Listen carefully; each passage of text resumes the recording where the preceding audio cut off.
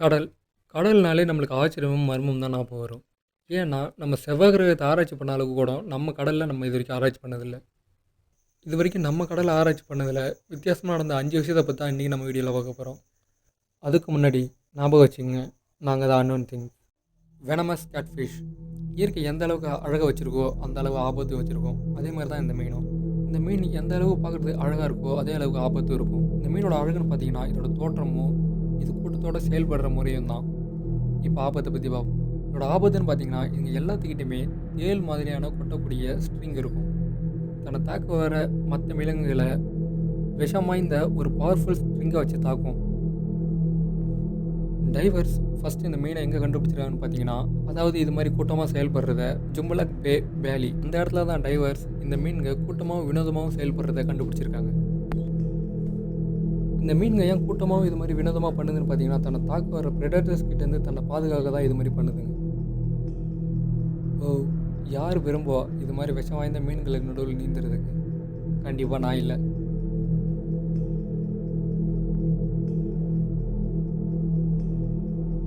Long armoured squid. இந்த squid பார்க்குறதுக்கு ஒரு வித்தியாசமாக இருக்குல்ல. 2007 அது 8000 அடி ஆழத்தில் கோல்ஃப் ஆஃப் மெக்சிகோங்கிற இடத்துல இது கண்டுபிடிச்சிருக்காங்க. அது யார் கண்டுபிடிச்சிருக்காங்க பார்த்தீங்கன்னா, ஷெல் ஆயில் கம்பெனி தான் இந்த ஸ்குவிட்டை ஃபஸ்ட்டு ஆதாரத்தோடு கண்டுபிடிச்சிருக்காங்க. இந்த ஸ்குவிட் பார்க்குறதுக்கு மற்ற ஸ்குவிட்டோட வியர்டாகவும், அதாவது பார்க்குறதுக்கே வித்தியாசமாகவும், பார்க்குறதுக்கே ஒரு ஏலியன் மாதிரி இருக்கும்.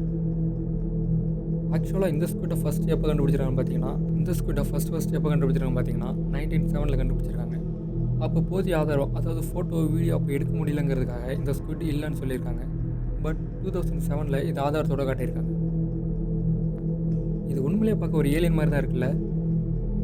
கடல் கடியில் 8000 அடி ஆழத்தில் நீங்கள் இந்த ஸ்குவிட்டை பார்த்தா என்ன செய்வீங்க? Art show. கொஞ்சம் நினச்சி பாருங்கள், கடல் கடியில் ஒரு பாழடைஞ்ச கப்பலில் ஆர்ட் ஷோ நடத்தினா எப்படி இருக்கும்? உண்மையிலேயே இது மாதிரி ஒரு ஆர்ட் ஷோ பாழடைஞ்ச கப்பலில், அதுவும் கடல் கடியில் நடந்துகிட்ருக்கு. இது யார் உருவாக்கியான்னு பார்த்தீங்கன்னா, ஆண்ட்ரியாஸ் ஃப்ராங்கில். இவர் ஒரு அண்டர் வாட்டர் கேலரியே உருவாக்கியிருக்காரு. அது எவ்வளோ அடி ஆழத்துலன்னு பார்த்தீங்கன்னா 93 அடி ஆழத்தில். அவர் இந்த இடத்துல அவருடைய எல்லா விதமான பெயிண்டிங் இந்த இடத்துல வச்சுருக்காரு. இதை கேட்குறது கொஞ்சம் முட்டாள்தனமாக இருந்தாலும், இதை பார்க்குறதும் பல பேர் போட்டி போட்டு இந்த இடத்துக்கு வந்துட்டு இருக்காங்க. அவர் நல்லா தான் யோசிச்சிருக்காருல்ல.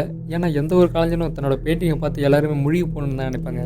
ஆனால் இவரோட பெயிண்டிங்கை பார்க்க கண்டிப்பாக எல்லோரும் முழுகி தான் போய் ஆகணும். Mariana muse.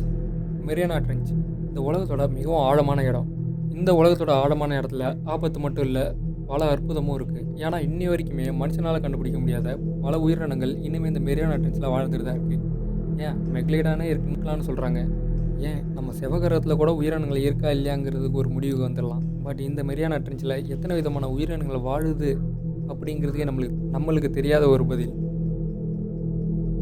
இந்த மெரியானா ட்ரென்ச்சில் 2014 வெஸ்டர்ன் பசிபிக் பயோஸ்டர்ங்கிற கம்பெனியை கடல் கடியில், அதாவது மெரியானா ட்ரென்ச் இந்த ஆழமான இடத்துல எந்த விதமான மியூசிக், அதாவது சவுண்டு இருக்குங்கிறத ரெக்கார்ட் பண்ணியிருக்காங்க. அவங்க ரெக்கார்ட் பண்ண அந்த மியூசிக், அதாவது சவுண்டு எப்படி இருந்துச்சுன்னா,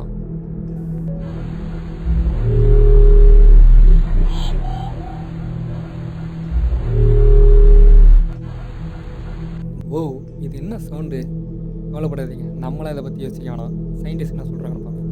சயின்டிஸ்ட் என்ன சொல்கிறாங்கன்னா, இதில் வர அந்த பெரிய சவுண்ட் வேலோட சவுண்டுன்னு சொல்கிறாங்க, அதாவது திமிங்கலத்தோட சவுண்டு.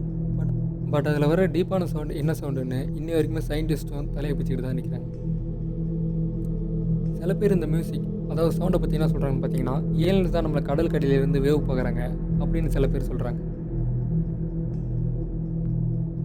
அப்படின்னா மெரியானா ட்ரென்ச்சுங்கிற அந்த ஆழமான இடத்துல ஏலியன்ஸும் சேர்ந்து கான்செப்ட் நடத்தியிருக்காங்க போல். நம்ம தான் அதை மிஸ் பண்ணிட்டோம். Ghost bubbles. கடல் கடியில் டைவ் பண்ண போகிற டைவர்ஸ் பலவிதமான விஷயத்தை பார்த்து பயந்து தான் சொல்லுவாங்க. உதாரணத்துக்கு, நான் ஒரு மெர்மைடை பார்த்தேன், நான் ஒரு மெக்லடானை பார்த்தேன், நான் ஒரு புதுவிதமான ஸ்பீசிஸை பார்த்தேன். ஏன் சில பேர் நான் ஒரு ஏலியன் ஃப்ளையிங் சாசரை பார்த்துன்னு கூட சொல்லுவாங்க. ஆனால் நான் ஒரு கோஸ்ட் பார்த்தேன் கடலுக்கடியில் அப்படின்னு யாராவது சொல்லி கேள்விப்பட்டீங்களா? பெரும்பாலான டைவர்ஸ் இதை பற்றி சொல்லிருக்காங்க, நான் கடலுக்கடியில் ஒரு கோஸ்ட் பார்த்தேன் அப்படின்னு. அதை பற்றி தான் இப்போ பார்க்க போகிறோம். எத்தனை பேர் இதை கேட்டோன்னு சிரிச்சிங்க அப்படிங்கிறத கீழே கமெண்ட் பண்ணுங்கள். அக்டோபர் 2017 52 வயசான டேரன் ஹாரிஸுங்கிறவர் இந்த ஃபோட்டோவை எடுத்திருக்காரு. இந்த ஃபோட்டோ எடுத்ததுக்கப்புறம் தான் பின்னாடி இருக்கிறது கோஸ்ட் அப்படின்னு ஆன்லைனில் அப்லோடும் பண்ணிருக்காரு. யாராவது என்கிட்ட சொல்லுங்கள், அதை பார்த்தா கோஸ்ட் மாதிரியா இருக்குது? எனக்கு தெரிஞ்ச வரைக்கும் அது ப்ரீத்திங் பபுள்ஸாக தான் இருக்கும். ஆனால் பார்க்குறது உண்மையிலேயே ஒரு ஸ்கெலட்டன் லுக்கில் இருக்குது. எனக்கு தெரிஞ்ச வரைக்கும் அது பேயாக இருந்தாலுமே அவங்கள பயமுறுத்தலாம் வரல. எனக்கு தெரிஞ்ச ஒன்று, இந்த ஃபோட்டோவுக்கு ஃபோர்ஸ் கொடுக்க வந்திருக்கணும். அப்படி இல்லைன்னா அவங்ககிட்ட ஹெல்ப் கேட்க வந்திருக்கணும். என்ன விதமான ஹெல்ப்னா, அந்த பேயை நீங்கள் நல்லா உத்து பாருங்கள். அதுக்கு 2 கையும் இல்லை.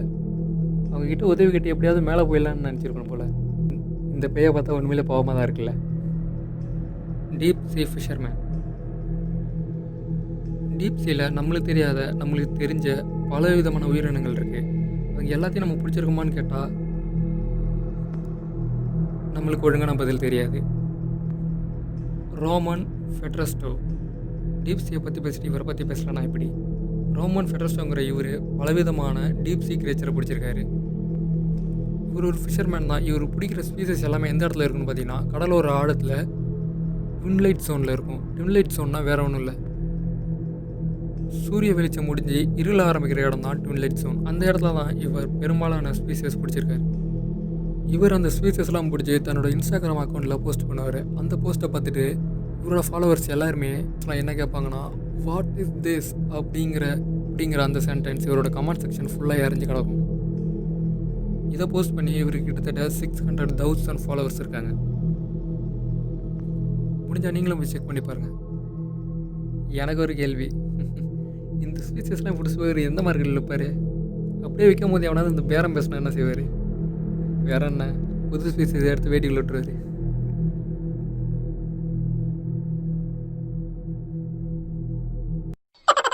உங்களுக்கு இந்த வீடியோ பிடிச்சா லைக் பண்ணுங்கள், முடிஞ்சால் உங்கள் ஃப்ரெண்ட்ஸோட ஷேர் பண்ணுங்கள்.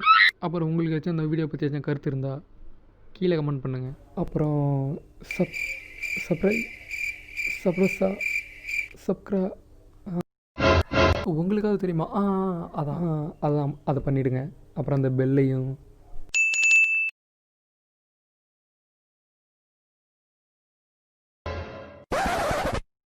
அப்புறம் இன்னும் நான் பார்த்துட்ருக்கீங்க. வீடியோ முடிஞ்சிச்சு. இது வீடியோ லென்த்துக்காக போட்டது தான். நீங்கள் போங்க.